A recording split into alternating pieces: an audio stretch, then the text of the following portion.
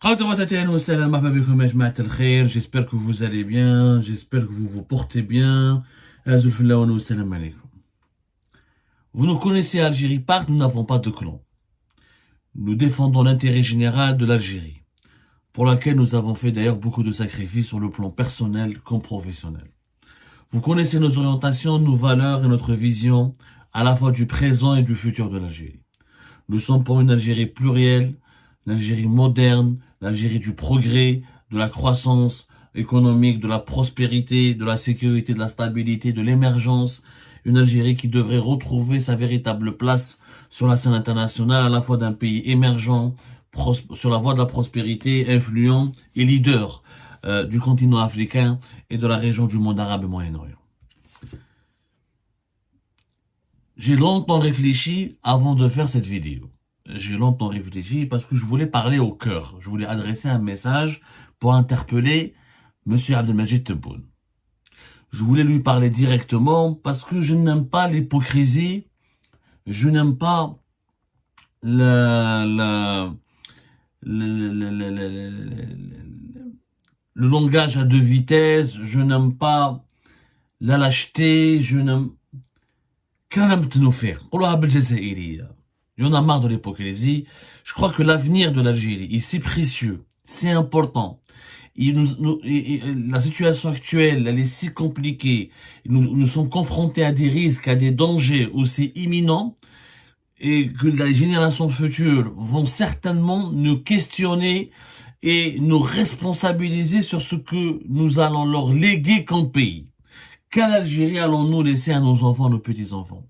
Le devoir, le patriotisme, le devoir de défendre son pays, le devoir de veiller sur sa sécurité, sur sa stabilité, nous exige une certaine honnêteté intellectuelle. C'est au nom de cette honnêteté intellectuelle que je m'adresse aujourd'hui à Abdelmajid Tebboune. Nous sommes à la fin du mois de février 2024. Nous sommes à 6 mois, de point de vue réglementaire, à 6 mois de la convocation du corps électoral pour les élections présidentielles de décembre 2024. Le mandat présidentiel de Abdelmajid Tebboune se termine officiellement le 19 décembre 2024. Cela signifie qu'il faut organiser les élections au moins 1 ou 2 semaines avant la fin, l'achèvement du mandat présidentiel de Abdelmajid Tebboune. Et du point de vue de la loi électorale qui a été amendée en Algérie en 2021, cela signifie qu'il faut que 3 mois avant la date de l'organisation des élections présidentielles, il faut convoquer le corps électoral. C'est-à-dire, il faut que début septembre, Abdelmajid Tebboune, le chef de l'État, s'exprime et convoque le corps électoral et annonce la date de l'organisation des élections présidentielles. La campagne électorale devra commencer à partir de début novembre 2024. Si on applique les dispositions juridiques qui sont en cours, on en a déjà parlé dans une émission. Sans entrer dans les détails techniques, aujourd'hui nous sommes à la fin du mois de février, il y a un climat politique totalement malsain en Algérie. C'est le seul pays au monde où nous avons où dans quelques mois nous aurons une élection présidentielle importante, où l'Algérie sera face à un tournant majeur de son histoire. Si on se trompe, si ce virage est mal négocié, on risque de subir une crise politique qui aura un impact économique et social et sécuritaire sans précédent dans l'histoire de l'Algérie.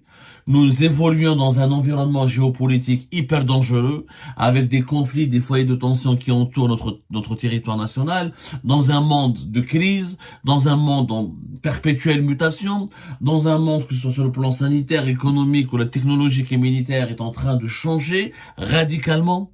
Donc nous avons besoin d'un État et de leaders qui permettent à notre pays de s'adapter à ces mutations, à ces changements, tout en garantissant son développement.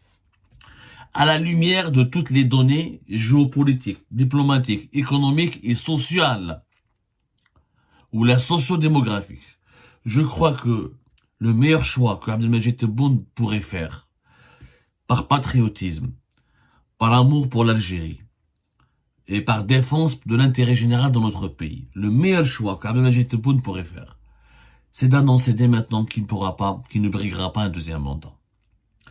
Si Abdelmajid Tebboune veut sortir par la grande porte et marquer l'histoire et être respecté par toutes les Algériennes et tous les Algériens, et s'il veut s'offrir Il y a une place sur le podium des personnalités les plus respectées, respectables, les plus aimées et les plus considérées par la population algérienne. Il devrait faire ce choix. Sincèrement, Monsieur Tebboune, vous avez réalisé votre objectif. Vous avez atteint le sommet. Le sommet. Abdelmadjid Tebboune est devenu président de la République en 2019. Il a couronné une longue carrière de serviteur de l'État.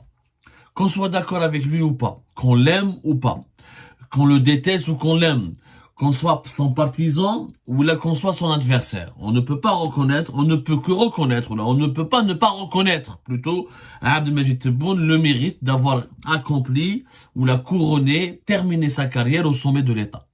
De Wali, même de simple fonctionnaire dans une administration locale, jusqu'à chef de l'État, président de la République, Abdelmadjid Tebboune a accompli ou a grimpé tous les échelons.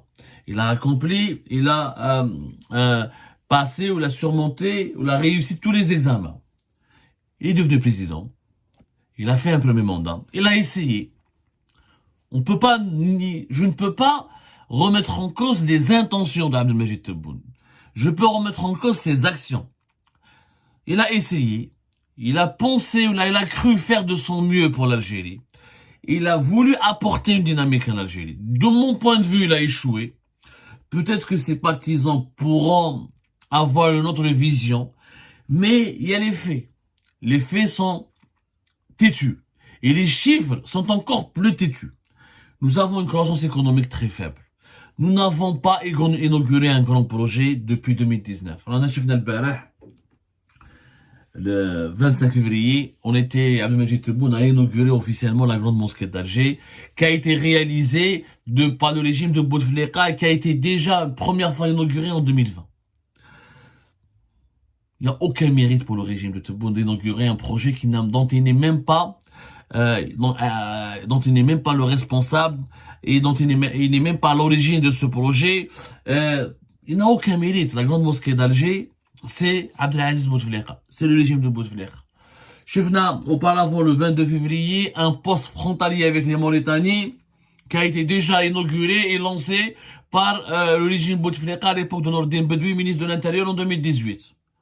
Il y a mobilisé un chef d'État, il a invité un chef d'État étranger pour 2 postes frontaliers pour lancer une route. C'est pas digne de l'Algérie. Ça, le premier ministre algérien, le premier ministre mauritanien aurait suffi largement. Une route, on parle d'une route.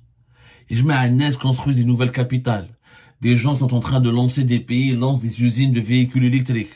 D'autres travaillent sur la démocratisation de l'accès à la 5G. Des pays exportent des voitures. Des pays sont en train de lancer des grands projets d'énergie renouvelable. Il y a des pays qui sont en train de lancer des nouveaux TGV, qui organisent des Coupes d'Afrique, des Coupes du Monde, des Jeux Olympiques, qui lancent des autoroutes hyper modernes. Là, nous sommes réduits à inaugurer une route en plein désert, dont on ne sait même pas quand est-ce qu'elle sera réceptionnée, 2 postes frontaliers, une zone de libre-échange, une grande mosquée qui date dont la réalisation revient ou a été assurée par l'ancien régime, un stade à Braqé, c'était l'ancien régime. Sarahatan, durant ce mandat, sur le plan économique, sur le plan des réalisations, on peut ne pas être, je dis pas ça pour détester, je suis pas en train de dire, je n'exprime pas une émotion. Je suis en train d'exprimer une idée rationnelle. Le bilan n'est pas du tout favorable à un deuxième mandat. En toute objectivité. Ça ne veut pas dire que je déteste M. Tebboune, ça ne veut pas dire que je suis contre lui, ça ne veut pas dire que j'ai de la haine vis-à-vis de lui. Je dis juste que, durant son mandat, il a essayé. Ça a mal commencé pour lui. Il était gravement malade de 2020 jusqu'à 2021. Ensuite, il y a eu la pandémie de la Covid-19 dont l'Algérie a du mal à se relever. Ensuite, il y a eu la guerre en Ukraine qui a modelé, qui a changé la face du monde. Mais 2022, il y a eu quand même des revenus pétroliers et gaziers historiques.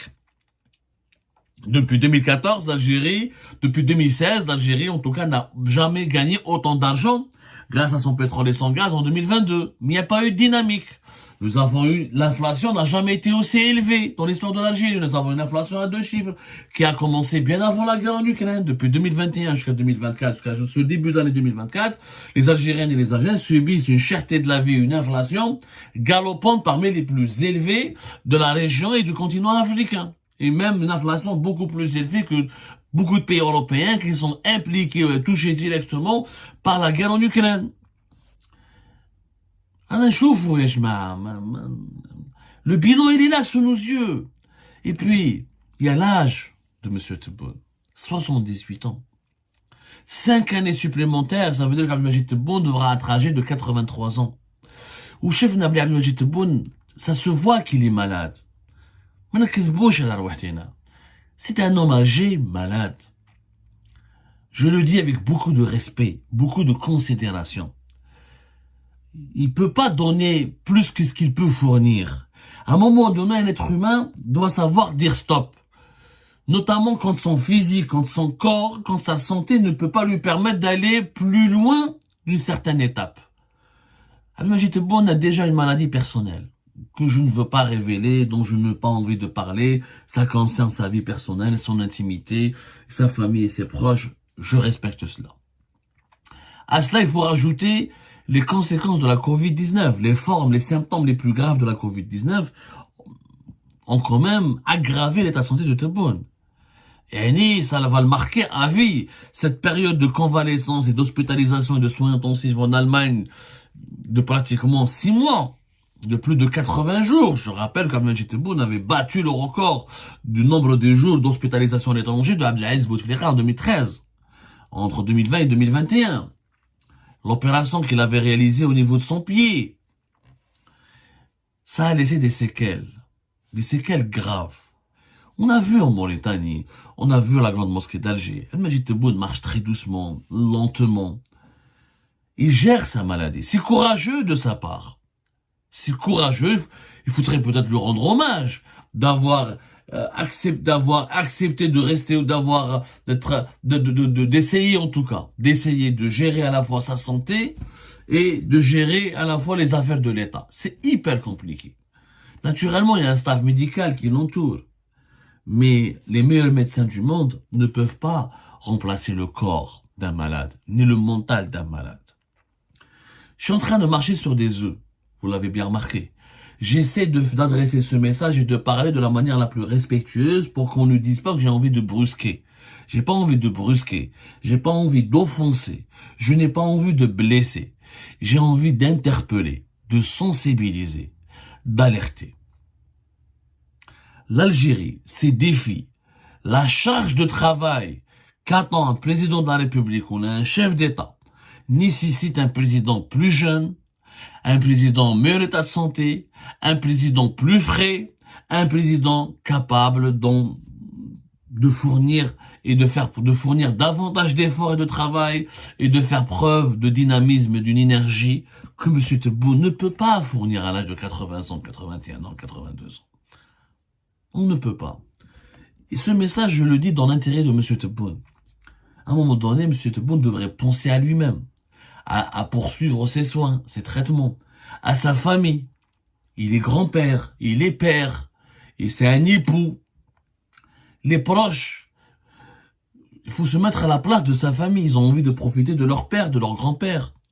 Il n'y a pas mieux qu'une retraite tranquille, dans une résidence, avec tous les privilèges que va lui revenir en tant qu'ancien président de la République.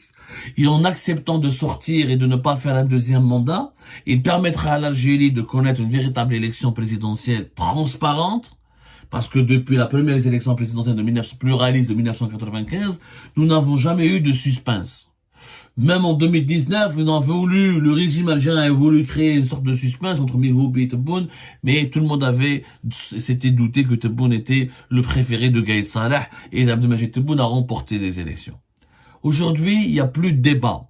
il n'y a plus d'analyse, il n'y a plus d'espace de liberté d'expression, il n'y a plus d'échange, parce que les personnalités politiques les plus crédibles, les plus sérieuses, ne veulent pas se lancer dans la politique tant que Abdelmajid Tebboune ne s'est pas exprimé sur son avenir. Et si Abdelmajid Tebboune va briguer un deuxième mandat, aucun candidat sérieux ou crédible ne va le défier. Pour une raison simple, Ould Tebboune, c'est président sortant, connaissant l'attitude de l'administration algérienne, s'il est candidat à une deuxième mandature, c'est que l'armée lui a donné des garanties, donc les résultats ne seront ou truqués, ou les conditions médiatiques et politiques, administratives ne seront pas réunies pour permettre à ses concurrents de le défier et de le challenger. Donc les gens ne vont pas, les candidats les plus sérieux ne vont pas se présenter. Et puis, donc si Abdelmajid Tebboune ne se présente pas, on aura une élection, enfin des élections concurrentielle, une véritable compétition avec un choix qui peut revenir au peuple.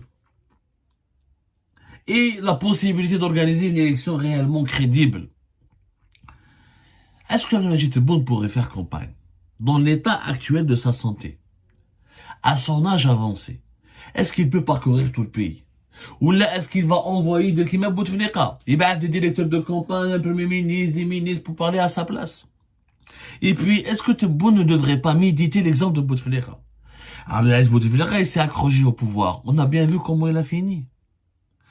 Quand le quatrième mandat, on a bien vu qu'Abdelaziz Bouteflika, depuis 2016-2017, il était totalement absent, sa maladie s'était aggravée, son frère s'est emparé du pouvoir de façon non constitutionnelle, des groupes d'influence, et notamment des oligarques, se sont constitués, ils ont privatisé la fonction de l'État, et ça a créé la crise politique en 2019. Si Abdelmajid Tebboune, son état de santé s'aggrave, à un âge, 78 ans, 79 ans, 80 ans, on est susceptible de faire des AVC, des pics de tension, des problèmes cardiaques. C'est ça, c'est l'âge, c'est la biologie, NS. C'est la biologie. Si Abdelmajid Tebboune fait un deuxième mandat et son état de santé s'aggrave et se déséquilibre, qu'est-ce qui ne va pas nous garantir que des membres de son entourage vont s'approprier le pouvoir, vont le détourner, et d'ici 2024-2025, on va revivre une autre crise politique comme celle de 2019 parce que le peuple va s'apercevoir et une partie de l'institution militaire va se révolter parce que elle va dénoncer ou elle va déplorer ou elle va s'élever contre un détournement du pouvoir présidentiel. Parce que le détournement peut se à un moment où un chef d'État n'est plus capable d'assumer sa charge, des membres de son entourage et de son clan profitent pour accumuler des privilèges, de l'influence et exercer une certaine emprise sur l'État. Nous avons vécu ça avec le scénario de Bouteflika. Pourquoi, bon sang, on va répéter le même risque, on va rééditer le même scénario, ou là on va prendre le même risque? C'est un pire. Je pense qu'Abdelmajid Tebboune devrait voir les deux exemples de l'histoire de l'Algérie, Zerouel ou Bouteflika. Bouteflika est resté au pouvoir, il s'est accroché au pouvoir, il a voulu mourir au pouvoir, il a fini mal, il a été enterré dans l'anonymat le plus absolu comme étant l'un des présidents les plus impopulaires alors qu'il a donné au pays. Alors que le bilan de Bouteflika n'est pas forcément mauvais, alors que pendant 20 ans, Bouteflika a métamorphosé l'Algérie, entre Yamin Zerouel, qui a fait un mandat, il a compris qu'il pouvait pas donner plus, il a préféré sortir, il est sorti par la grande porte, et aujourd'hui, toujours à 82 ans, il est âgé, il a profité de sa retraite, surtout il jouit d'une crédibilité, de l'amour de la population, et du respect que lui vaut la population. Alors que le bilan de Zerouel, il est catastrophique. Zerouel, c'était la guerre civile, l'Algérie était sous-développée, l'Algérie était pauvre, il n'y avait aucune croissance, on était isolés. Mais on le respecte beaucoup plus et on a beaucoup plus les Algériens et les Algériens ont une plus grande affection pour Zerouel que pour Abdelaziz Bouteflika qui s'est trop arrogé le pouvoir, qui a été égoïste, arrogant, qui a voulu rester jusqu'au bout président de la République alors qu'il était gravement malade et incapable de réaliser sa mission jusqu'au bout. Je pense que Tebboune devrait suivre l'exemple de Zerouel et surtout ne pas suivre l'exemple de Bouteflika. Et à un moment donné, monsieur Tebboune, pensez à vos enfants. Pensez à votre famille, qui a envie de profiter de vous. Demain, vous allez faire un deuxième mandat et vous arrive un malheur. Et la situation du pays s'aggrave. Ces problèmes socio-économiques vont s'aggraver. Ces problèmes géopolitiques et diplomatiques vont s'aggraver. Parce qu'en l'absence d'un président capable de travailler pendant 14 heures ou 15 heures par jour, C'est ce que nécessite l'Algérie comme travail au regard de l'ampleur de ses problèmes économiques, sociaux et politiques et diplomatiques. Demain, la population va vous imputer tous les malheurs du pays. Si par malheur vous décéderez, ou là vous allez mourir, ou là vous allez plus pouvoir exercer votre fonction, les gens vont vouloir se venger contre vos enfants, contre votre famille. شوف سعيد بوتفليقة واش صرالو. شوف les membres de la famille de Bouteflika واش صرالهم. شوفوا les partisans de Bouteflika واش صرالهم. Certains n'ont même pas volé, ils ont juste profité d'un ou de trois privilèges, on leur a collé des affaires, on les a poursuivis, persécutés, emprisonnés. Et on les a brisés pour toujours parce qu'on a exercé sur eux une vengeance, cette vengeance de tout un peuple qui cherchait un bouc émissaire pour se défouler sur lui et extérioriser toute cette colère provoquée par le sous-développement du pays et par ce sentiment d'humiliation. Les Algériens ont été humiliés depuis le 4e mandat. Un pays si riche, mais avec tellement de problèmes socio-économiques et politiques et un président impotent. Ça a été vu comme une humiliation par les Algériennes et les Algériens. Pourquoi Abdelmajid Tebboune devrait courir le même risque? Président, t'es entré dans l'histoire, t'as marqué l'histoire, t'as fait ce que tu pouvais faire, t'as essayé, t'as entrepris. Après le bilan, il y en a qui sont pour, il y en aura toujours qui sont contre. Mais si Abdelmajid Tebboune sort maintenant et accepte d'être le premier président qui fait une transition démocratique, à l'époque de Serwel, ça n'était pas une véritable. En 1999, on a bien vu que le pouvoir avait parrainé Abdelaziz Bouteflika ou que la compétition électorale n'était pas libre, ni indépendante, ni crédible à 100%, comme l'exigent les standards démocratiques en tout cas. Là, on a cette occasion. On a cette occasion de laisser le peuple choisir en toute maturité, parce que le peuple algérien maintenant, il est mature. Il a fait le Hirak, il a été pacifique, pas un pneu n'a été brûlé, il n'a pas détruit, il n'a pas brûlé. Chef Nabel, il est conscient, il a vécu la cherté de la vie, là, il est en train de subir dans sa chair les problèmes économiques et politiques, il est conscient des dangers géopolitiques. Maintenant, les Algériennes et les Algériens sont conscients, sont aptes de faire un choix. Attends l'occasion de faire un choix. Je crois que Abdelmajid Tebboune sera gagnant. Franchement, l'histoire lui rendra hommage pour l'éternité, comme étant le président conscient, comme le président qui a su quitter la table au bon moment, lorsqu'il fallait. C'est vraiment le meilleur choix. Et ce choix lui garantira l'amour du peuple, le respect des générations futures, l'affection des simples mortels, des simples Algériennes et Algériens, qui diront voilà un père qui a voulu veiller sur sa famille, le pays, la patrie jusqu'au bout, et qui n'a pas été égoïste, et qui a préféré partir et assurer une transition pour laisser la place à quelqu'un en meilleure santé que lui, de plus jeune que lui, de plus capable de donner et de reconstruire et de redresser l'Algérie. C'est le meilleur choix, monsieur Tebboune. C'est un jeune Algérien qui vous parle. Un adversaire, certainement, vos partisans me détestent, me diabolisent, m'insultent régulièrement, mais en tout cas, ils ne peuvent pas me remettre en cause la sincérité de mes propos et de mes engagements. Peut-être vos partisans ne vous tiendront pas ce discours, parce qu'ils voudront que vous restiez président pour qu'ils continuent de profiter des privilèges que leur procure la proximité qu'ils ont nourrie avec vous. Mais en tout cas, moi je vous le dis, je suis un simple Algérien, observateur de l'actualité de mon pays, acteur de l'actualité de mon pays. Je vous le dis en toute sincérité. Vous serez gagnant et l'histoire vous rendra hommage. Si vous quittez maintenant votre poste, par maintenant vous terminez votre mandat présidentiel, si vous renoncez à briguer un deuxième mandat, et si vous acceptez de transmettre le pouvoir pour la première fois de l'histoire du pays dans des conditions pacifiques, sereines, en acceptant les résultats d'une élection démocratique, vous feriez le meilleur cadeau pour l'Algérie et son avenir. Et l'Algérie vous le rendra tout le bien que vous allez faire. Je pense que la décision s'impose. Pensez à vous-même, à votre famille, à vos enfants, à votre entourage, à votre santé. Terminez votre vie, terminez vos jours tranquillement, en savourant le poids en savourant cette responsabilité que vous avez assumée jusqu'au bout.